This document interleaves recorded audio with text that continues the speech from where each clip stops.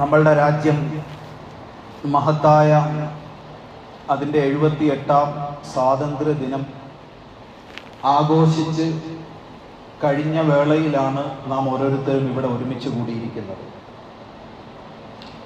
കഴിഞ്ഞ ദിവസം ചെങ്കോട്ടയിൽ നമ്മളുടെ രാജ്യത്തിൻ്റെ പ്രധാനമന്ത്രി പതാക ഉയർത്തിക്കൊണ്ട് ഈ രാജ്യത്തെ 140 കോടി ജനങ്ങളും ഒരേ മനസ്സോടുകൂടി മുമ്പോട്ട് നീങ്ങിയാൽ 2047 വികസിത ഭാരതം യാഥാർത്ഥ്യമാകുമെന്ന് പ്രഖ്യാപിച്ചു. ആ പ്രഖ്യാപനം രാജ്യത്തെ എല്ലാ ജനങ്ങൾക്കും വലിയ പ്രതീക്ഷ നൽകുന്നതാണ്. ഈ വേളയിൽ നമ്മളുടെ രാജ്യത്തിന് വേണ്ടി, അതിൻ്റെ സ്വാതന്ത്ര്യത്തിന് വേണ്ടി രക്തവും ശരീരവും ജീവനും സമ്പത്തും കുടുംബവും എല്ലാം നൽകി ത്യജിച്ച് പോരാടിയ നമ്മളുടെ മുൻഗാമികളായ സ്വാതന്ത്ര്യ സമര സേനാനികളെ അഭിമാനത്തോടുകൂടി നാം ഓരോരുത്തരും ഓർക്കുന്നു. എന്നിരുന്നാലും രാജ്യം അതിൻ്റെ 78ാം സ്വാതന്ത്ര്യം ആഘോഷിക്കുന്നതിന് ദിവസങ്ങൾക്ക് മുമ്പ് ലോക്സഭയിൽ ഒരു ബില്ല് വന്നു.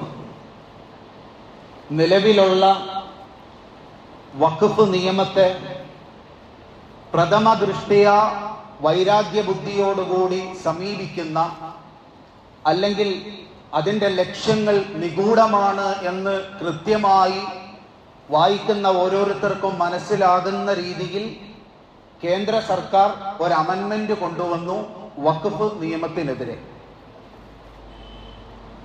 പൊതുവെ കേന്ദ്ര സർക്കാർ കൊണ്ടുവരുന്ന പല ബില്ലുകളിലും അതിൻ്റെ ന്യായീകരണമായി പറയുന്നത് ഇത് നിങ്ങളുടെ സംരക്ഷണത്തിന് വേണ്ടിയാണ്, അല്ലെങ്കിൽ മുസ്ലിം സ്ത്രീകളുടെ അവകാശങ്ങൾക്ക് വേണ്ടിയാണ് എന്നൊക്കെ ന്യായീകരണം പറയുന്നത് പോലത്തെ ന്യായീകരണങ്ങളും പാർലമെന്റിന്റെ ഉള്ളിൽ നമ്മൾ കേട്ടു. അതിനെ പിന്തുടർന്നുകൊണ്ട് കേരളത്തിലടക്കം സാധാരണ എന്ത് പ്രശ്നം വന്നാലും നടക്കുന്നത് പോലത്തെ വിദ്വേഷ പ്രചാരങ്ങളും നുണകളും അപവാദങ്ങളും ഇല്ലായ്മകളും ഒക്കെ മാധ്യമങ്ങളിലൂടെയും ചാനൽ ചർച്ചകളിലൂടെയും യൂട്യൂബ് വീഡിയോകളിലൂടെയും ഇതിനെക്കുറിച്ച് യാതൊരു ധാരണയുമില്ലാത്തവർ, ഇതെന്താണെന്ന് പോലും അറിയാത്തവർ, കേവലം മുതലെടുപ്പിന് വേണ്ടി മാത്രം പറയുന്ന കാഴ്ചയാണ് കഴിഞ്ഞ ദിവസങ്ങളിൽ നമ്മൾ കണ്ടുകൊണ്ടിരുന്നത്. ഇവിടെ നമ്മൾ 2-3 കാര്യങ്ങൾ മനസ്സിലാക്കണം. എന്താണ് വഖഫ്?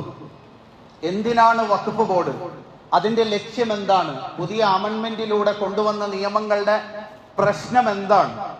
ഈ രാജ്യത്തോട് നമുക്കുള്ള കടപ്പാടും കൂറും എന്താണ് എന്ന് കൃത്യമായി നമ്മൾ മനസ്സിലാക്കിയിരിക്കണം. പൊതുവെ എന്താണ് വഖഫ് എന്ന് പോലും മുസ്ലിം സമുദായത്തിന് പോലും കൃത്യമായി അറിയാത്ത ഒരു സാഹചര്യമാണ്. നമ്മൾ മനസ്സിലാക്കേണ്ട കാര്യം, വഖഫ് എന്ന് പറഞ്ഞാൽ ആ വാക്കിന്റെ അറബി വാക്കിന്റെ അർത്ഥം നിർത്തുക എന്നാണ്. ആ വാക്കിന്റെ അർത്ഥം വഖഫ് ചെയ്യുക എന്ന് നമ്മൾ സാധാരണ ഖുർആൻ ഓതുമ്പോൾ പറയും. എന്ന് പറഞ്ഞാൽ നിർത്തുക എന്നാണ് അർത്ഥം. ഇന്നലെ വരെ, അല്ലെങ്കിൽ ഇത് ഞാൻ വഖഫ് ചെയ്യുന്നു എന്ന് പറയുന്നത് വരെ തനിക്കുണ്ടായിരുന്ന സകല അധികാരങ്ങളും നിർത്തി ഇതിന്റെ പൂർണ്ണ അധികാരം അള്ളാഹുവിനാക്കി നൽകുന്നതിനാണ് വഖഫ് എന്ന് പറയുന്നത്. പള്ളിക്ക് വേണ്ടി, മദ്രസകൾക്ക് വേണ്ടി, ഖബർസ്ഥാനിന് വേണ്ടി, അല്ലെങ്കിൽ പൊതുവായ ആവശ്യങ്ങൾക്ക് വേണ്ടി, ഗ്രന്ഥശാലകൾക്ക് വേണ്ടി ഒക്കെ നമ്മൾ സ്ഥലം അല്ലെങ്കിൽ കിണറുകൾ എന്ന് തുടങ്ങി മനുഷ്യന് പിന്നെയും പൊതുജനങ്ങൾക്ക് ഉപകാരപ്പെടുന്ന രീതിയിൽ തൻ്റെ കയ്യിലുള്ള വസ്തുക്കൾ അള്ളാഹുവിൻ്റെ തൃപ്തി മാത്രം ഉദ്ദേശിച്ചുകൊണ്ട് മറ്റുള്ള ആളുകളുടെ ഉപയോഗത്തിന് വേണ്ടി വിട്ടുകൊടുക്കുന്നതിൻ്റെ പേരാണ് വഖഫ് എന്നുള്ളത്. വഖഫിന്റെ ഉദ്ദേശം ഞാൻ മരിച്ചു പോയാലും എനിക്ക് പരലോകത്ത് ലഭിക്കേണ്ട നന്മകൾ ഇവിടെ ജീവനോടുകൂടി നിലനിൽക്കണമെന്ന ഉദ്ദേശത്തിൽ തനിക്ക് ശേഷവും പുണ്യകർമ്മങ്ങൾ കൊണ്ട് ഒരു ജനത സജീവമാകാൻ പാകത്തിന് അവന്റെ സ്വത്തിൽ നിന്ന് അല്പം മാറ്റിവെക്കുന്നതിന്റെ പേരാണ് വഖഫ് എന്നുള്ളത്. പള്ളി മുതൽ, അനാഥാലയങ്ങൾ മുതൽ ആളുകൾക്ക് വേണ്ടി പൊതുവായി ആളുകൾക്ക് വേണ്ടി ഒരു മുസ്ലിമായ വ്യക്തി തന്റെ പരലോക നന്മ ഉദ്ദേശിച്ച് മാറ്റിവെക്കുന്ന സമ്പത്തിനാണ് വഖഫ് എന്ന് പറയുന്നത്. പരിശുദ്ധ ഇസ്ലാമിൽ ഏറ്റവും പുണ്യമുള്ള ഒരു കർമ്മമാണ് വഖഫ് എന്നുള്ളത്. നബി തങ്ങൾ സല്ലല്ലാഹു അലൈഹി വസല്ലമ തങ്ങളുടെ സഹാബാക്കളിൽ അധിക ആളുകളും പട്ടിണി പാവങ്ങളായിരിക്കെ തന്നെ സഹാബാക്കളെ കുറിച്ച് പറയപ്പെടുന്നു, നബിതങ്ങളുടെ സഹാബാക്കളുടെ കൂട്ടത്തിൽ അധികം ആളുകളും അവരുടെ സമ്പത്തിൽ നിന്ന് ഏറ്റവും ഉയർന്ന സമ്പത്ത് വഖഫ് ചെയ്തവരായിരുന്നു. മഹാനായ ഉസ്മാൻ ഇബ്നു അഫ്ഫാൻ റളിയല്ലാഹു തആല അൻഹു മദീനയിലേക്ക് കടന്നു വരുമ്പോ അവിടെ ആളുകൾക്ക് കുടിക്കാൻ വെള്ളമില്ല. ബിർറു റൂമാൻ എന്ന് പറയുന്ന ഒരു കിണർ മാത്രമാണ് ശുദ്ധജലമുള്ള കിണർ. അതാണെങ്കിൽ ചില ആളുകളുടെ ഉടമസ്ഥതയിലാണ്. അവര് മറ്റാർക്കും അതിൽ നിന്ന് വെള്ളമെടുക്കാൻ അനുവാദവും നൽകുകയില്ല. അള്ളാഹുവിന്റെ റസൂൽ സല്ലല്ലാഹു അലൈഹി വസല്ലമ തങ്ങൾ പറഞ്ഞു, ആരെങ്കിലും തന്റെ ഖാലിസായ സമ്പത്തിൽ നിന്ന്, അഥവാ യാതൊരു കളങ്കവുമില്ലാത്ത താൻ അധ്വാനിച്ച് തൻ്റെതാണ് എന്ന് 100% ഉറപ്പ് പറയാൻ സാധിക്കുന്ന സമ്പത്തിൽ നിന്നത് വാങ്ങി അള്ളാഹുവിന്റെ തൃപ്തിക്ക് വേണ്ടി ഈ ജനങ്ങൾക്ക്, ഈ നാട്ടുകാർക്ക് പൊതുവായി ഉപയോഗിക്കാൻ ഈ കിണർ വിട്ടുകൊടുത്താൽ ഇതിനേക്കാൾ ഉയർന്നത് സ്വർഗത്തിൽ ലഭിക്കുമെന്ന് പറയുമ്പോൾ തന്റെ കയ്യിലുണ്ടായിരുന്ന 35,000 ദിർഹം നൽകി മഹാനായ ഉസ്മാൻ ഇബ്നു അഫ്ഫാൻ റളിയല്ലാഹു തആല അൻഹു ആ കിണർ വാങ്ങി വഖഫ് ചെയ്തതായി ചരിത്രത്തിൽ കാണാം. മഹാനായ ഉമർ ബിൻ ഖത്താബ് റളിയല്ലാഹു അൻഹു നബിതങ്ങളുടെ അടുക്കലേക്ക് വന്ന്, തങ്ങളെ ഖൈബറിൽ എനിക്കൽപ്പം സ്ഥലമുണ്ട്, ആ സ്ഥലമാണ് എൻ്റെ സമ്പാദ്യത്തിൽ ഏറ്റവും വിലയുള്ള സമ്പാദ്യം, ഞാൻ ആ സമ്പാദ്യം അള്ളാഹുവിന്റെ ഇഷ്ടത്തിന് വേണ്ടി വഖഫ് ചെയ്യാൻ ഞാൻ ആഗ്രഹിക്കുന്നു എന്ന് ഉമർ ബിൻ ഖത്താബ് റളിയല്ലാഹു തആല അൻഹു അള്ളാഹുവിന്റെ റസൂലിനോട് പറയുന്നു. ഈ സംഭവങ്ങളിൽ 2 കാര്യങ്ങൾ നമുക്ക് കാണാൻ സാധിക്കും. ഒന്ന്, നബിതങ്ങൾ പറഞ്ഞു, ആരെങ്കിലും തന്റെ ഖാലിസായ സമ്പത്തിൽ നിന്ന്, അഥവാ മറ്റൊരാളുടെ പിടിച്ചെടുത്ത സമ്പത്ത്, എന്തെങ്കിലും കളങ്കമുള്ള സമ്പത്ത്, അന്യായമായ വഴിയിലൂടെ സമ്പാദിച്ച സമ്പത്ത് വഖഫ് ചെയ്താൽ അത് വഖഫ് ആവൂല ഇസ്ലാമിക നിയമത്തിൽ. ഇവിടെ മുസ്ലിമീങ്ങളെ ആരുടെയൊക്കെയോ പിടിച്ചെടുത്ത് വെച്ചിട്ടുണ്ട് എന്നാണ് പ്രചരിപ്പിക്കുന്നത്.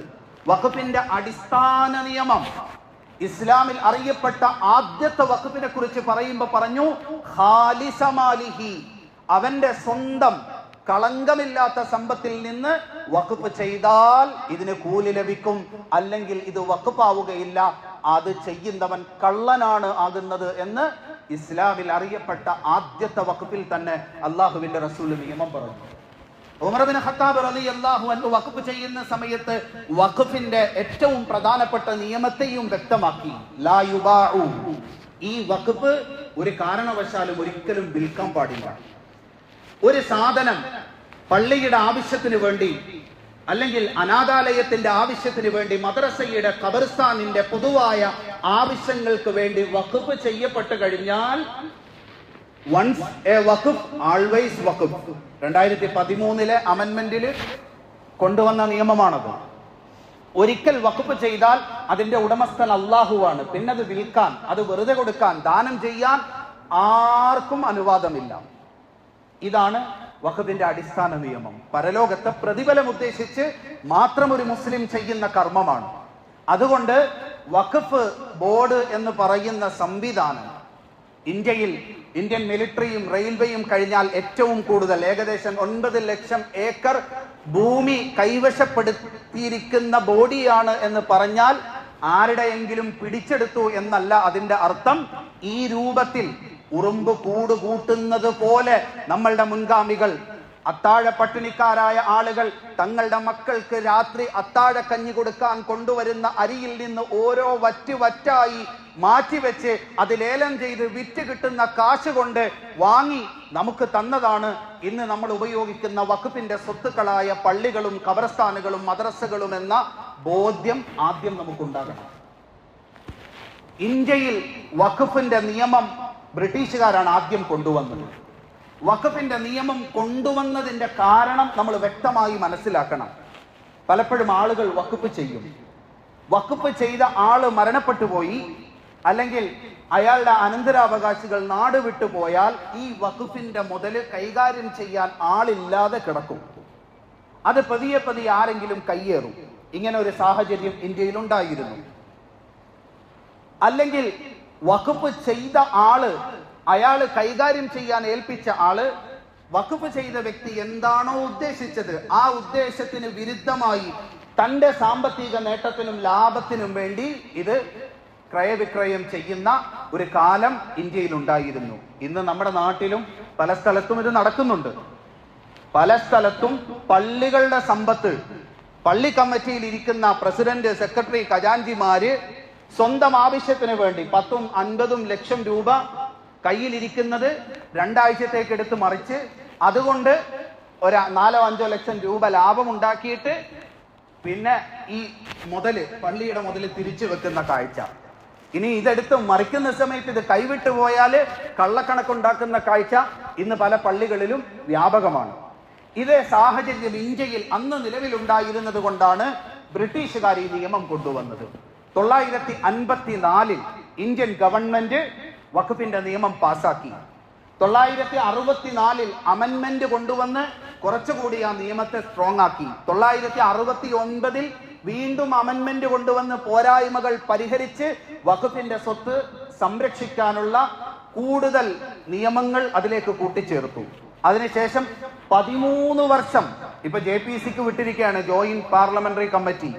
13 വർഷം എടുത്ത് വ്യക്തമായി പഠനം നടത്തി പാർലമെന്റിന്റെ ഉള്ളിൽ നിന്ന് ജനങ്ങളിലേക്ക് ഇറങ്ങി വന്ന് വഖഫിനെ കുറിച്ചും അതിന്റെ നിയമങ്ങളെക്കുറിച്ചും ആവശ്യങ്ങളെക്കുറിച്ചും ഒക്കെ പഠനം നടത്തി 13 വർഷത്തെ പഠനത്തിന്റെ അടിസ്ഥാനത്തിൽ 984 അടുത്ത അമെൻമെന്റ് കൊണ്ടുവന്ന് കുറച്ചുകൂടി കെട്ടുറപ്പുള്ളതാക്കി വഖഫിന്റെ നിയമം.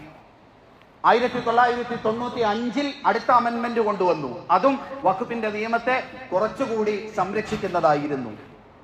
2013 അന്നത്തെ പാർലമെന്റിന്റെ ഡെപ്യൂട്ടി ചെയർമാനായിരുന്ന റഹ്മാൻ ഖാന്റെ നേതൃത്വത്തിൽ ഇന്ത്യ മുഴുവൻ സഞ്ചരിച്ചു.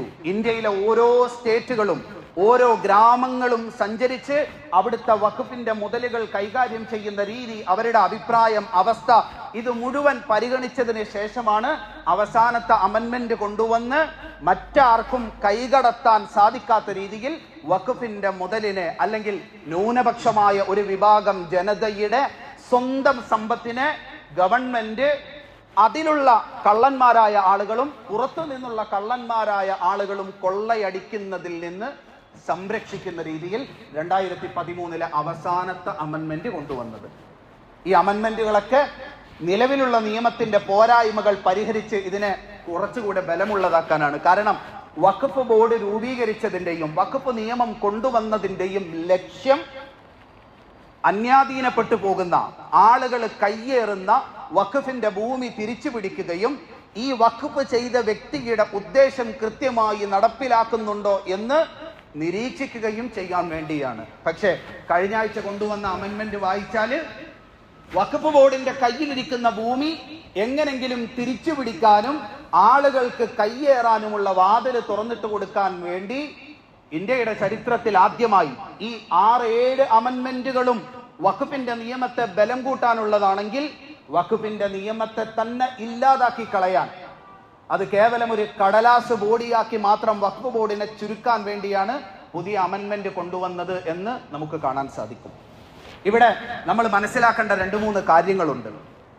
ഒന്നാമതായി ഞാൻ പറഞ്ഞു, വഖഫിന്റെ ഭൂമി എന്ന് പറഞ്ഞാൽ അത് മുസ്ലിം സമുദായം, മുസ്ലിമായ വ്യക്തി അദ്ദേഹം തന്റെ മരണാനന്തരം പ്രതിഫലം ലഭിക്കുന്നതിന് വേണ്ടി മാത്രം ദാനം ചെയ്ത മുതലാണ്.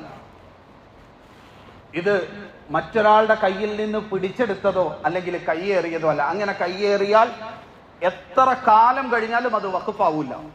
അവിടെ പള്ളി വെച്ചാലും അവിടെ നമസ്കരിച്ചാലും പള്ളിയിൽ നിസ്കരിച്ച കൂലിയും കിട്ടൂല, അത് പള്ളിയുമാവൂല, എത്ര വലിയ പള്ളി പണിതാലും. പുതിയ അമെൻമെന്റ് അത് തീർത്തും നിഗൂഢമാണ് എന്ന് പറയാൻ കാരണം, ഞാൻ ഈ പറഞ്ഞ അമെൻമെന്റ് 984 2013 ഒക്കെ അമെൻമെന്റ് നീണ്ട 13 വർഷത്തെ പഠനം ഇന്ത്യയിലെ മുഴുവൻ സംസ്ഥാനങ്ങളിലും പോയി അവിടുത്തെ വഖഫ് ബോർഡുകളെ കണ്ട്, ഗ്രാമങ്ങളിൽ പോയി പള്ളികളെ കണ്ട്, അവിടുത്തെ മുത്തവല്ലിമാരെ കണ്ട്, കൈകാര്യം ചെയ്യുന്ന ആളുകളെ കണ്ടതിന് ശേഷം നടപ്പിലാക്കിയതാണ്. എന്നാൽ കഴിഞ്ഞ ആഴ്ച കേന്ദ്രമന്ത്രി അവതരിപ്പിക്കുന്നതിന് തൊട്ട് തലേ ദിവസം ലീക്കായി പത്രങ്ങളിലൂടെ വരുമ്പോഴാണ് സംസ്ഥാന വഖഫ് ബോർഡിന്റെ ചെയർമാൻ അടക്കം ഈ വിവരം അറിയുന്നത്. നമ്മൾ ആലോചിക്കണം, ഒരു പാർലമെന്റിൽ ഒരു അമെന്റ്മെന്റ് കൊണ്ടുവരുമ്പോൾ, ഒരു ബില്ല് അവതരിപ്പിക്കുമ്പോൾ ഇതിന്റെ സ്റ്റേക്ക് ഹോൾഡേഴ്സ് ആരാണ്, അവരെ അറിയിക്കുക എന്ന ഒരു മിനിമം ബാധ്യത പോലുമില്ല. പക്ഷെ കേന്ദ്രമന്ത്രി ഇന്ത്യയിലെ പാർലമെന്റിന്റെ ഡെസ്കിനോട് കാണിച്ച ഏറ്റവും വലിയ വഞ്ചന, ബില്ല് അവതരിപ്പിക്കുന്നതിന് മുമ്പ് പറഞ്ഞു ഇതുമായി ബന്ധപ്പെട്ട ആളുകളുമായി ചർച്ച ചെയ്ത് വഖഫ് സ്വത്തിനെ കൂടുതൽ സുരക്ഷിതമാക്കുന്നതിന് വേണ്ടിയാണ് ഈ ഭേദഗതി എന്ന്. പത്രങ്ങളിലൂടെ വാർത്ത ചോർന്നു വന്നപ്പോഴാണ് വഖഫ് ബോർഡിന്റെ ചെയർമാൻ അറിയുന്നത്. കേന്ദ്രമന്ത്രി ഇത് പറയുമ്പോൾ ചെയർമാൻ പ്രതികരിക്കുന്നു. ഇത് കേട്ടപ്പോൾ ഞാൻ ഞെട്ടിപ്പോയി. ഈ രൂപത്തിൽ നിഗൂഢമായി അവതരിപ്പിച്ച ബില്ല് ഒട്ടും സുതാര്യമല്ല. പിന്നെ അതിലെ പ്രധാനപ്പെട്ട ഭേദഗതികൾ എന്താണ്? ഇതുവരെ വഖഫിന്റെ ഭൂമി, ഇന്ത്യയിലെ ഏറ്റവും വലിയ ഒരു പ്രശ്നം, ഇന്ത്യയിലെ വഖഫിന്റെ ഭൂമി ആളുകൾ ധാരാളം കയ്യേറിയിട്ടുണ്ട്. ഒന്ന്, ഇന്ത്യ പാകിസ്ഥാൻ വിഭജനം നടന്ന സമയത്ത് ഇവിടെ വഖഫ് ചെയ്തിരുന്ന പല ഭൂമിയും കൈകാര്യം ചെയ്തിരുന്ന ആളുകൾ അങ്ങോട്ട് പോയി. ഇങ്ങനെ പല ആളുകളും ഗ്രാമങ്ങളിൽ നിന്ന് മൈഗ്രേറ്റ് ചെയ്ത് പോകുന്നതിലൂടെ വഖഫ് ഭൂമി കൈകാര്യം ചെയ്തിരുന്ന ആളുകൾ അത് നോക്കാനില്ലാതാവുകയും അത് കയ്യേറുകയും ചെയ്തിട്ടുണ്ട്. രേഖകളുടെ അടിസ്ഥാനത്തിൽ ഇന്നും സുപ്രീം കോടതിയിൽ നിലനിൽക്കുന്ന കേസുകളുണ്ട്. ഇന്ത്യയിലെ ഏറ്റവും വലിയ വ്യവസായി മുകേഷ് അംബാനിയുടെ ഇന്ത്യയിലെ ഏറ്റവും വിലപിടിപ്പുള്ള വീട് ബോംബെയിലെ ആന്റില നിലനിൽക്കുന്ന സ്ഥലം അനാഥാലയത്തിന് വേണ്ടി വഖഫ് ചെയ്തതാണ്. അതിനെ മറികടന്നുകൊണ്ട് കച്ചവടം നടത്തി വാങ്ങിയതാണ് എന്ന് സുപ്രീം കോടതിയിൽ കേസ് കിടപ്പുണ്ട്. നിലവിൽ കേസുണ്ട്. മുകേഷ് അംബാനി കടന്നു കയറി എന്നല്ല, ഇത് വഖഫ് ചെയ്ത ആള് മരണപ്പെട്ടു പോയി. കൈകാര്യം ചെയ്യാൻ ഏൽപ്പിച്ചിരുന്ന ആള് ഇത് മറിച്ചു വിറ്റു. ഗവൺമെന്റ്, ഇന്ത്യയിലെ നിയമമാണ്, വഖഫിന്റെ അടിസ്ഥാന നിയമം പോലെ ഒരിക്കൽ ഒരു സാധനം വഖഫായി പ്രഖ്യാപിച്ചാൽ എത്ര കൈമാറ്റം കഴിഞ്ഞാലും അത് വഖഫ് തന്നെയായിരിക്കും. അതിന്റെ ഇടയിൽ നടന്ന എല്ലാ കൈമാറ്റങ്ങളും അസാധുവാകും. നമ്മൾ സാധാരണ പിതാവ് മരണപ്പെട്ടാൽ മൈനറായ മക്കളുണ്ടെങ്കിൽ ഈ പിതാവിന്റെ സ്വത്ത് ബാക്കി അവകാശികൾ ഒപ്പിട്ട് വിറ്റു. 2-3 കൈമാറ്റം കഴിഞ്ഞു. ഈ മൈനറായ കുട്ടി പ്രായപൂർത്തിയായി നേരെ കളക്ടറിനൊരു ഇതെഴുതി കൊടുത്തു, പരാതി എഴുതി കൊടുത്തു, ഞാൻ മൈനർ ആയിരുന്നു, എന്റെ സ്വത്ത് വിറ്റു എന്ന് പറഞ്ഞാൽ ഈ ക്രയവിക്രയങ്ങൾ മുഴുവൻ അസാധുവാകും. എന്നതുപോലെ വഖഫായി പ്രഖ്യാപിച്ച ഭൂമി എത്ര ക്രയവിക്രയം കഴിഞ്ഞാലും അത് അസാധുവാകും. ആന്റില നിൽക്കുന്ന സ്ഥലം വഖഫിന്റെ ഭൂമിയാണെന്ന് പറഞ്ഞ് സുപ്രീം കോടതിയിൽ കേസുണ്ട്. ഇന്ത്യയിലെ മധ്യപ്രദേശിലെ മുഗൾ ഭരണാധികാരികളുടെ ഖബർ നിലകൊള്ളുന്ന ആ പ്രദേശം അത് വഖഫിന്റെ ഭൂമിയാണെന്ന് പറഞ്ഞ് സുപ്രീം കോടതിയിൽ കേസുണ്ട്. ഹൈദരാബാദില് വിപ്രോ, മൈക്രോസോഫ്റ്റ് പോലത്തെ സോഫ്റ്റ്വെയർ കമ്പനികളുടെ ബിൽഡിംഗ് നിൽക്കുന്ന സ്ഥലം വഖഫിന്റെ ഭൂമിയാണെന്ന് പറഞ്ഞ് കോടതിയിൽ കേസുണ്ട്. കോടതിയിൽ പല കേസുകൾ ഇങ്ങനെ കിടക്കുകയാണ്. ഇന്ത്യൻ സാഹചര്യത്തിൽ വഖഫിന്റെ ഭൂമികൾ പല ആളുകളും കയ്യേറിയിട്ടുണ്ട്. പല മുസ്ലിമീങ്ങളും ഈ സാധനം വഖഫ് ചെയ്ത ആളിന്റെ ഇഷ്ടത്തിന് വിരുദ്ധമായി മറിച്ചു വിറ്റിട്ടുണ്ട്. ഇതുകൊണ്ട് ഈ വഖഫിന്റെ ഭൂമി തിരിച്ചു പിടിക്കണം, ഇത് കണ്ടെത്തണം. അപ്പൊ അതിനുവേണ്ടി വഖഫ് ബോർഡിനെ ചുമതലപ്പെടുത്തി. വഖഫ് ബോർഡ് സാധാരണ ചെയ്യുന്നത്, ഒരു ഭൂമി വഖഫാണ് എന്ന് തീരുമാനിച്ചാൽ 3 മാസം പരാതിയൊന്നും വന്നില്ലെങ്കിൽ, 1 വർഷം വരെ പരാതി കേൾക്കാൻ സമയം കൊടുക്കും. പരാതിയൊന്നും വന്നില്ലെങ്കിൽ 3 മാസത്തിനുള്ളിൽ അത് രജിസ്റ്റർ ചെയ്യും. അതിന്റെ മുകളിൽ വഖഫ് ട്രൈബ്യൂണൽ ഉണ്ട്. അതിന്റെ മുകളിൽ ഹൈക്കോടതിയിൽ വഖഫിന്റെ ബെഞ്ചുണ്ട്. അതിന്റെ ഈ മുകളിൽ സുപ്രീം കോടതിയുണ്ട്. ഇതാണ് നിലവിലെ ഇന്ത്യയിലെ വഖഫിന്റെ അവസ്ഥ. ഇവിടെ നമ്മൾ മനസ്സിലാക്കണം, ഇപ്പോ വഖഫ് ഭൂമി കണ്ടെത്തി അത് രജിസ്റ്റർ ചെയ്യാനുള്ള അവകാശം വഖഫ് ബോർഡിൽ നിന്ന് ജില്ലാ കളക്ടറിലേക്ക് മാറ്റി. എന്താ ഇവിടുത്തെ പ്രശ്നം? നമുക്കറിയാം, ജില്ലാ കളക്ടർ എന്ന് പറഞ്ഞാൽ ഒരു ജില്ലയുടെ സുപ്രീം അതോറിറ്റിയാണ്. ഒരു ജില്ലയിലെ മുഴുവൻ കാര്യങ്ങളുടെയും ഉത്തരവാദിയാണ്. വലിയ തിരക്കുള്ള ആളാണ് ജില്ലാ കളക്ടർ. കളക്ടറേറ്റിൽ ഒരു പേപ്പർ നീക്കാൻ എന്തെങ്കിലും ഒരു ആവശ്യത്തിന് പോയാൽ എത്ര പ്രാവശ്യം കയറി ഇറങ്ങണം എന്ന് നമുക്കറിയാം. ആരാധനാലയങ്ങൾ, ഏത് മതങ്ങളുടെ ആരാധനാലയങ്ങൾ പണിയാനാണെങ്കിലും കളക്ടറുടെ ഉത്തരവ് വേണം എന്ന നിയമമുണ്ട്. ഇവിടെ എത്ര പേർക്ക് കിട്ടി എന്ന് നമുക്കറിയാം. അപ്പൊ സ്വാഭാവികമായും കളക്ടറിന്റെ അടുക്കലേക്ക് ഈ വഖഫിന്റെ ഒരു ഇത് വന്നാൽ അദ്ദേഹം സ്വാഭാവികമായും ഒരു ഡെപ്യൂട്ടി കളക്ടറിന് കൊടുക്കും. ഡെപ്യൂട്ടി കളക്ടറും ഒരു ജില്ലയിൽ ഏറ്റവും തിരക്കുള്ള മനുഷ്യനാണ്. അതുകൊണ്ട് തന്നെ ആ പേപ്പർ നീങ്ങാൻ എടുക്കുന്ന കാലതാമസം, സ്വാഭാവികമായും ഡെപ്യൂട്ടി കളക്ടർ റവന്യൂ വകുപ്പിന്റെ കീഴിലുള്ള ഏതെങ്കിലും ഒരു ഡെപ്യൂട്ടി ക്ലർക്കിനെ ഏൽപ്പിക്കും. ഒരു സമുദായത്തിന്റെ മുഴുവൻ അല്ലെങ്കിൽ ഭരണഘടന അതീവ പ്രാധാന്യത്തോടുകൂടി പ്രാധാന്യം നൽകുന്ന ഒരു ന്യൂനപക്ഷ വിഭാഗത്തിന്റെ മതപരമായ സമ്പത്ത് അതേതെങ്കിലും റവന്യൂ ഡിപ്പാർട്ട്മെന്റിന്റെ ഒരു ഡെപ്യൂട്ടി ക്ലർക്കിന്റെ ഒരു ബെഞ്ചിലേക്ക് ഒതുങ്ങിപ്പോകുന്ന രീതിയിൽ അതിന്റെ വ്യവഹാരം ചെന്നെത്തുക എന്ന് പറഞ്ഞാൽ അതിലെടുക്കുന്ന കാലതാമസം, അതിൽ വരാൻ സാധ്യതയുള്ള കൃത്രിമത്വം, അതിന്റെ പേരിൽ ആ സിംഗിൾ ബെഞ്ചിലേക്ക് വരാൻ സാധ്യതയുള്ള പരാതികളുടെ പ്രവാഹം, ഇത് വലിയ രീതിയിൽ ദോഷം ചെയ്യും. അപ്പൊ വഖഫ് ബോർഡിനെ ഏൽപ്പിച്ചു എന്ന് പറഞ്ഞാൽ അതിന്റെ അർത്ഥം കാണുന്നതൊക്കെ വഖഫ് ബോർഡ് കയറി ഇത് ഞങ്ങളുടേതാണെന്ന് പറയുക എന്നല്ല. അന്യാധീനപ്പെട്ടു പോയ കയ്യേറിയ വഖഫിന്റെ ഭൂമി തിരിച്ചു പിടിക്കുക എന്നുള്ളതാണ്.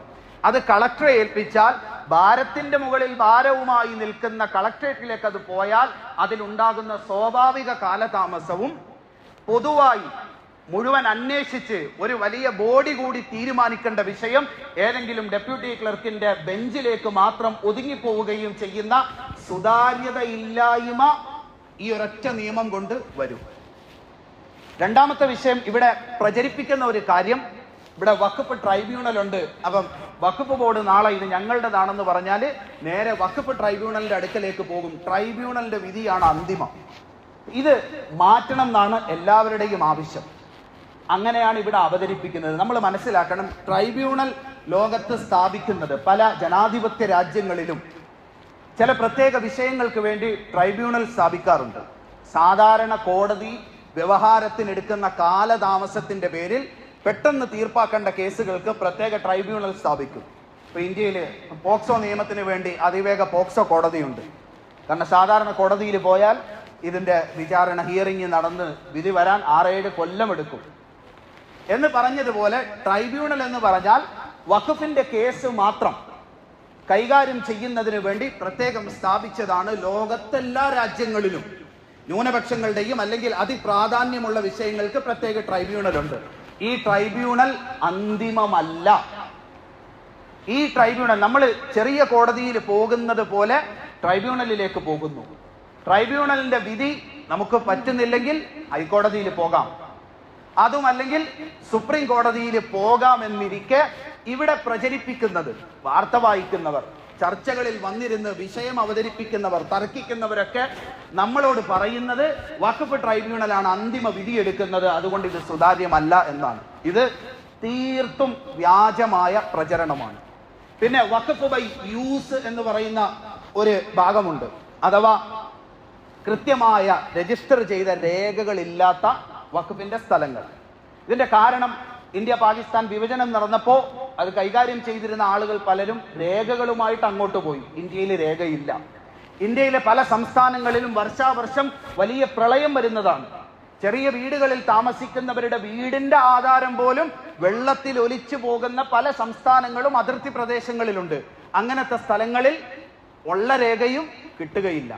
മൂന്നാമത്തെ പ്രശ്നം, ഇന്ത്യയിലെ അധിക സ്ഥലങ്ങളിലും സ്വന്തം പേര് പോലും എഴുതാൻ അറിയാത്ത, അത്ര പോലും വിദ്യാഭ്യാസമില്ലാത്ത ആളുകളാണ്. അവർക്ക് ഈ രേഖ, രജിസ്ട്രേഷൻ, ഇതിനെക്കുറിച്ച് ഒരു ധാരണയുമില്ലാതെ കഴിയുന്ന വെറും നിരക്ഷരരായ ജനങ്ങൾ ഇപ്പോഴുമുണ്ട്. കഴിഞ്ഞ കാലത്ത് കൂടുതലായിരുന്നു. ഇവരും സാധാരണ ഇത് രജിസ്റ്റർ ചെയ്യൂല. നമ്മുടെ നാട്ടിൽ തന്നെ ഇപ്പൊ വാപ്പ മരണപ്പെടുന്ന സമയത്ത് സ്വത്ത് വീതിക്കുമ്പോൾ ഈ സ്ഥലം അത് എൻ്റെ വസീയത്താണ്, അത് പള്ളിക്ക് കൊടുത്തേക്കണം എന്ന് പറയും. അപ്പൊ മക്കൾ വീതം വെക്കുമ്പോൾ ആ സ്ഥലം അവിടെ ഇട്ടേക്കും. അത് ചിലപ്പോൾ പള്ളിയുടെ ആവശ്യത്തിന് ഉപയോഗിക്കും, അല്ലെങ്കിൽ ഖബർസ്ഥാനായിട്ട് ഉപയോഗിക്കും. ഇങ്ങനെ പല ആവശ്യത്തിന് വേണ്ടി ഉപയോഗിക്കും. അല്ലെങ്കിൽ പഴയ കാലത്തൊക്കെ ഇന്ത്യയിലും നമ്മുടെ കേരളത്തിലടക്കം പല രാജാക്കന്മാരും അവർക്ക് രോഗം വരുന്ന സമയത്തൊക്കെ കേരളത്തിലും ഇന്ത്യയുടെ പല ഭാഗങ്ങളിലും ഉണ്ടായിരുന്ന പല മുസ്ലിം സിദ്ധന്മാരും അവരുടെ പ്രാർത്ഥന കൊണ്ട്, മന്ത്രം കൊണ്ട്, മരുന്ന് കൊണ്ടൊക്കെ രോഗം മാറ്റിക്കൊടുത്തതിന് പ്രത്യുപകാരമായി കുറെ സ്ഥലം കൊടുക്കും, നിങ്ങൾ ഉപയോഗിച്ചോ എന്ന് പറഞ്ഞു. ഈ സ്ഥലങ്ങളൊക്കെ വഖഫ് ബൈ യൂസ് എന്നാണ് അറിയപ്പെടുന്നത്.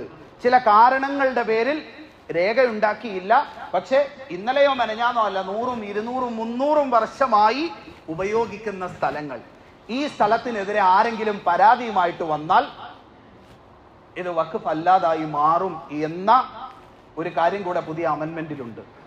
പല പള്ളികളും പല ഖബർസ്ഥാനിലെയും ഖബറുകൾ കുഴിച്ച് വെളിയിലിടേണ്ട അവസ്ഥയിലേക്ക് ഈ നിയമത്തെ വ്യാപകമായി ദുരുപയോഗം ചെയ്യാനുള്ള സാധ്യത ഇന്ത്യയുടെ ഇന്നത്തെ നിലവിലെ അവസ്ഥയിൽ നമുക്കൊക്കെ അറിയാം. അടുത്ത വിഷയം, പ്രത്യേക ഒരു കാര്യം കൂടി വെച്ചു. മുസ്ലിമായ ആർക്കും വഖഫ് ചെയ്യാമായിരുന്നു. ഇപ്പോ 5 വർഷം പ്രാക്ടീസിങ് മുസ്ലിമായ ഒരു മനുഷ്യന് മാത്രമേ വഖഫ് ചെയ്യാൻ പറ്റൂ. അങ്ങനെ വരുമ്പോൾ ഇന്ത്യയിലെ പല സ്ഥലങ്ങളിലും വഖഫ് ചെയ്ത പല ഭൂമികളും കൈയേറാൻ വളരെ എളുപ്പമാണ്. പലപ്പോഴും രാജാക്കന്മാരായിരിക്കും ചെയ്തത്. അവർ ചിലപ്പോൾ പ്രാക്ടീസിങ് മുസ്ലിം ആയിരിക്കണം എന്നില്ല. 18 വയസ്സായ ഒരു മനുഷ്യൻ അവനൊരു കാര്യം വഖഫ് ചെയ്യണമെങ്കിൽ 5 വർഷം 23 വയസ്സ് വരെ മുസ്ലിമായി ജീവിച്ചാൽ മാത്രമേ അവന് വഖഫ് ചെയ്യാൻ പറ്റൂ. 21ാമത്തെ വയസ്സിൽ ഇവൻ മരണപ്പെട്ടു പോയാൽ എന്ത് ചെയ്യും? ഭരണഘടന ഇന്ത്യയിലെ പൗരന് നൽകുന്ന അടിസ്ഥാന അവകാശം, അവന്റെ മത നിയമം അനുസരിച്ച് കാര്യങ്ങൾ കൈമാറ്റം ചെയ്യാൻ, മതപരമായ അവന്റെ വിശ്വാസം, ക്രയവിക്രയങ്ങൾ നടത്താനുള്ള അടിസ്ഥാന അവകാശത്തിന്റെ മേലുള്ള കടന്നുകയറ്റമാണിത്. അപ്പൊ ഇങ്ങനെ നമ്മൾ ചിന്തിക്കാത്ത രീതിയിൽ ഇവിടെ ബാബരി മസ്ജിദ് ഒഴികെ സ്വാതന്ത്ര്യം ലഭിക്കുന്ന സമയത്ത് ഇന്ത്യയിൽ ഉണ്ടായിരുന്ന എല്ലാ ആരാധനാലയങ്ങളുടെയും അതിന്റെ സ്റ്റാറ്റസ് കോ നിലനിർത്തണമെന്ന് നിയമമുള്ള രാജ്യത്ത് തർക്കം അതിനു മുമ്പേ തുടങ്ങിയതാണ് എന്ന് പറഞ്ഞ് ഇന്നും പല പള്ളികളുടെ അടി കുഴിക്കാൻ ഇറിഗേഷൻ ഡിപ്പാർട്ട്മെന്റിന് അല്ലെങ്കിൽ ആർക്കിയോളജിക്കൽ സർവേ ഓഫ് ഇന്ത്യക്ക് കോടതി അനുവാദം കൊടുക്കുന്ന ഒരു രാജ്യത്ത് ഈ നിയമങ്ങൾ എത്ര വ്യാപകമായി ദുരുപയോഗം ചെയ്യുമെന്ന് നമ്മൾ ആലോചിക്കണം. ഇപ്പോ അടുത്ത ഒരു നിയമം കൂടി കൊണ്ടുവന്നു. MLA-മാരും MP-മാരെയും ഒക്കെ തെരഞ്ഞെടുക്കുമ്പോൾ 2 അമുസ്ലിങ്ങളും കൂടെ വേണം. ഗവൺമെന്റ് നമുക്ക് തന്ന ഏതെങ്കിലും സമ്പത്താണെങ്കിൽ ഓക്കെ, പറയുന്നതിന് ന്യായമുണ്ട്.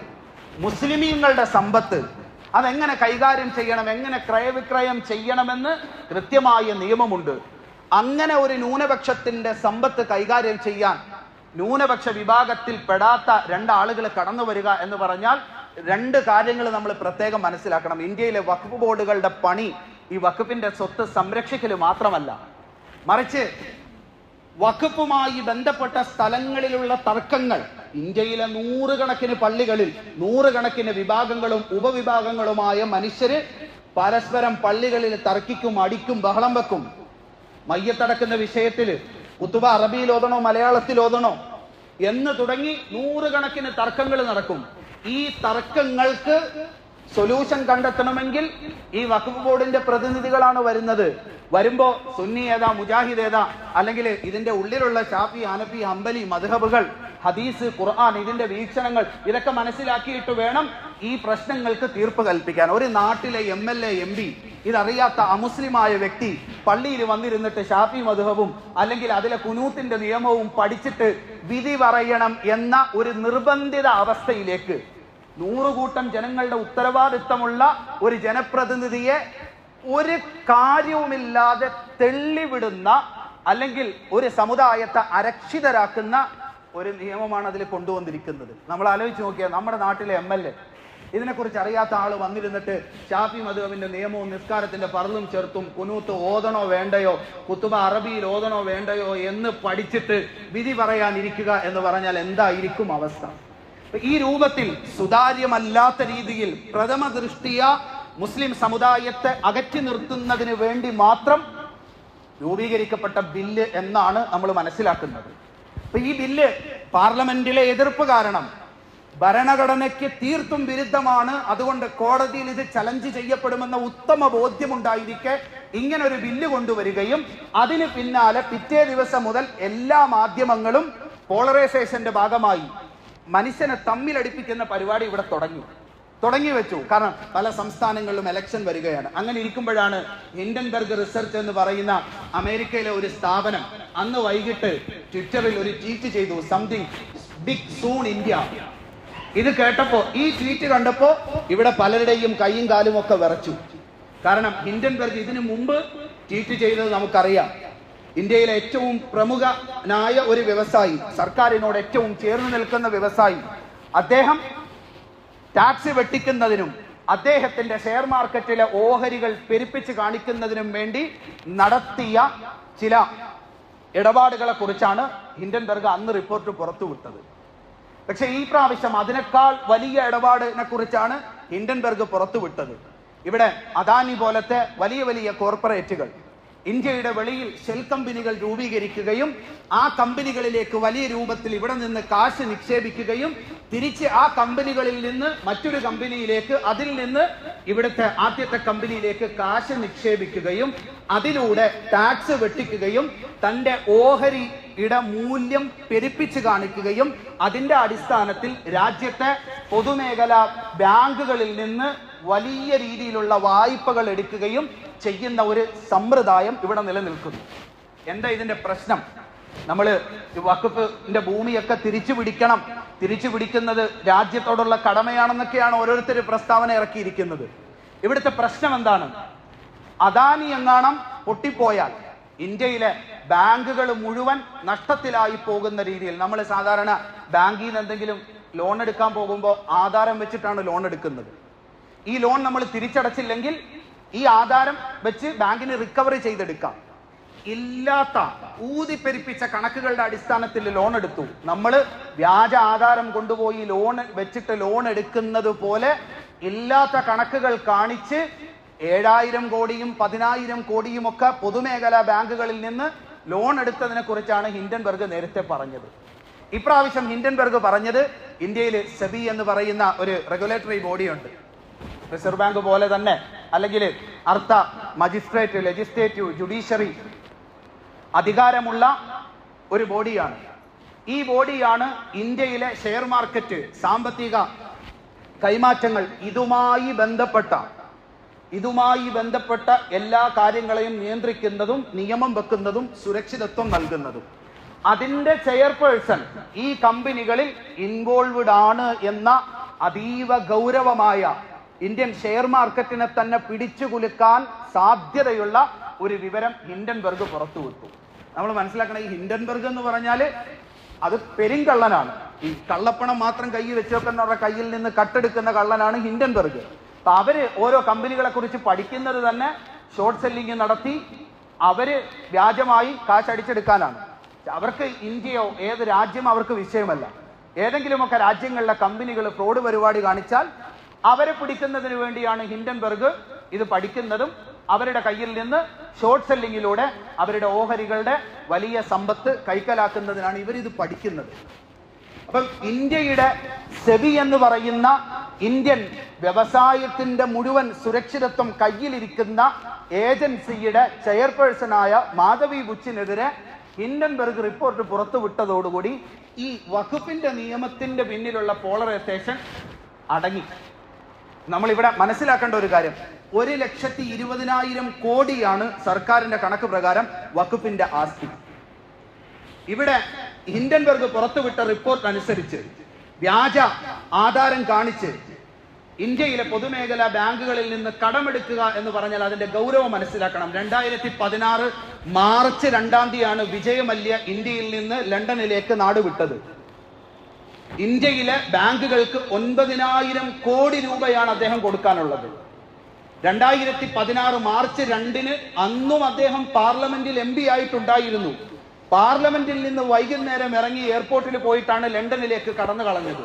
ഇന്ന് അവിടെ പോയി 100 കോടിയുടെ 30 ഏക്കറിൽ 100 കോടിയുടെ ബംഗ്ലാവിൽ 900 കോടി ഇന്ത്യൻ പബ്ലിക് സെക്ടർ ബാങ്കുകളുടെ കാശുമായിട്ട് അദ്ദേഹം കഴിയുന്നു. 2017 ജനുവരിയിൽ നീരവ് മോഡി ഇന്ത്യയിൽ നിന്ന് ബ്രിട്ടനിലേക്ക് നാടുകടന്നു. പഞ്ചാബ് നാഷണൽ ബാങ്കിന്റെ മാത്രം 11,000 കോടി. മറ്റ് ബാങ്കുകൾക്ക് ആയിട്ട് എത്ര കോടിയാണ് കൊടുക്കാനുള്ളതെന്ന് അറിയില്ല. 10, 20, 30,000 കോടി രൂപ കടമെടുത്ത് അത് തിരിച്ചടയ്ക്കാതെ വിദേശ രാജ്യത്ത് ഇന്നും കഴിഞ്ഞുകൂടുന്നു. ഇവിടെ എന്താ പ്രശ്നം? പബ്ലിക് സെക്ടർ ബാങ്കുകളിൽ നിന്ന് ആരെങ്കിലും ഇങ്ങനെ കോടികൾ വായ്പയെടുത്ത് കൊള്ളയടിച്ച് നാടുവിട്ടു പോയാൽ ഗവൺമെന്റ് ആ നഷ്ടം നികത്തും. 2017 സെൻട്രൽ ഗവൺമെന്റിന് പബ്ലിക് സെക്ടർ ബാങ്കുകളിൽ റീക്യാപിറ്റലൈസേഷൻ പോളിസി ഉണ്ടായിരുന്നു, മൂലധനം തിരിച്ചു കൊടുക്കൽ. 2 ലക്ഷം കോടി രൂപയാണ് ഇന്ത്യയിലെ പബ്ലിക് സെക്ടർ ബാങ്കുകൾക്ക് വേണ്ടി 2016 നഷ്ടപ്പെട്ടു പോയ, ഇല്ലെങ്കിൽ ആളുകൾ ഇങ്ങനെ പറ്റിച്ചു കൊണ്ടുപോയ മൂലധനങ്ങൾ റീഫില്ല് ചെയ്യാൻ വേണ്ടി സെൻട്രൽ ഗവൺമെന്റ് കൊടുത്തത്. ഇവിടെ നമ്മൾ മനസ്സിലാക്കണം, 2 കിഡ്നി പോയി ഡയാലിസിന്റെ ഇടയിൽ ഗുളിക വാങ്ങാൻ പോകുന്നവന്റെ കയ്യിൽ നിന്ന് പോലും ഞെക്കിപ്പിഴിഞ്ഞു വാങ്ങുന്ന GSTയുടെ അല്ലെങ്കിൽ നമ്മൾ ടാക്സ് പേ ചെയ്യുന്ന കാശാണ് ഈ 2 ലക്ഷം കോടി 2016 മാത്രം ഈ പബ്ലിക് സെക്ടർ ബാങ്കുകളിൽ ആളുകൾ കട്ടുകൊണ്ടുപോയ ആ കാശ് മൂലധനം നിറയ്ക്കുന്നതിന് വേണ്ടി സെൻട്രൽ ഗവൺമെന്റ് കൊടുത്തത് എങ്കിൽ ഇങ്ങനെ ലക്ഷം കോടികൾ വർഷാവർഷം ആവശ്യാനുസരണം നമ്മുടെ കാശിൽ നിന്ന് പബ്ലിക് സെക്ടർ ബാങ്കുകളിലേക്ക് പോകും. വലിയ വലിയ കോർപ്പറേറ്റ് ഭീമന്മാര് വ്യാജമായ ആധാരം, വ്യാജമായ കണക്കുകൾ കാണിച്ച് ലോൺ എടുത്തുകൊണ്ട് വിദേശത്തേക്ക് കടന്നു പോകും. നിങ്ങൾക്ക് രാജ്യത്തോട് സ്നേഹമുണ്ടെങ്കിൽ, അല്ലെങ്കിൽ ഈ രാജ്യത്തിന്റെ സമ്പത്തിനോടും ഇവിടുത്തെ ജനതയോടും എന്തെങ്കിലും വിലയുണ്ടെങ്കിൽ, മുസ്ലിമീങ്ങൾ അവര് മുണ്ട് മുറുക്കിയെടുത്ത് ഉറുമ്പ് കൂടുകൂട്ടുന്നത് പോലെ മാറ്റിവെച്ച് അവരുടെ ജീവിതത്തിന്റെ ഏറ്റവും വലിയ അഭിലാഷമായി അവര് വഖഫ് ചെയ്ത വെറും 1,20,000 കോടിയുടെ മാത്രം ആസ്തിയുള്ള ആ ഭൂമി അത് സംരക്ഷിക്കാൻ, അല്ലെങ്കിൽ അത് പിടിച്ചെടുക്കാൻ അമെൻമെന്റ് കൊണ്ടുവരുന്ന സമയത്ത് ഈ പറയുന്ന നമുക്കൊന്ന് എഴുതാൻ പോലും അറിയാത്ത എണ്ണം കോടികൾ ഇന്ത്യൻ പബ്ലിക് സെക്ടർ ബാങ്കുകളിൽ നിന്ന് കൊള്ളയടിച്ചു കൊണ്ട് പോകുന്ന, അല്ലെങ്കിൽ അതിന് കൂട്ടുനിൽക്കുന്ന, അല്ലെങ്കിൽ അത് അന്വേഷിക്കേണ്ട ഇന്ത്യയിലെ ഏറ്റവും പ്രധാനപ്പെട്ട ബോഡിയായ സെബിയുടെ ചെയർപേഴ്സൺ സ്ഥാനത്ത് പോലും ആരോപണ വിധേയരായ ആളുകളെ നിർത്തിയിരിക്കുന്നത് മാറ്റിയിട്ട് അതിനെതിരെ അമെൻമെന്റ് കൊണ്ടുവരിക, ബില്ല് പാസ്സാക്കുക, രാജ്യത്തിന്റെ സമ്പത്ത് സംരക്ഷിക്കാനുള്ള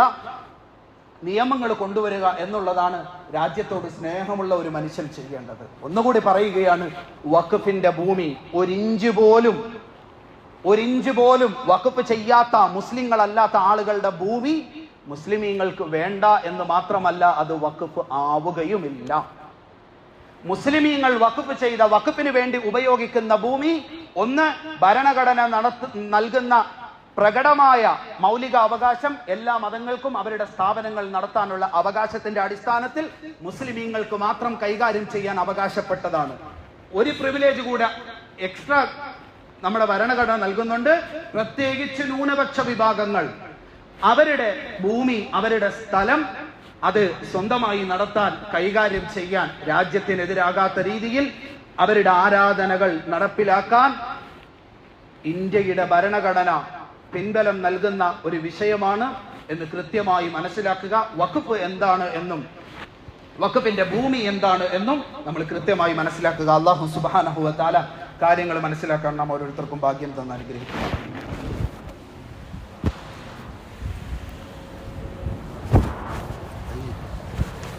ഇപ്പൊ കൊണ്ട് തരലെന്നേ പറഞ്ഞു അടുത്ത ആഴ്ച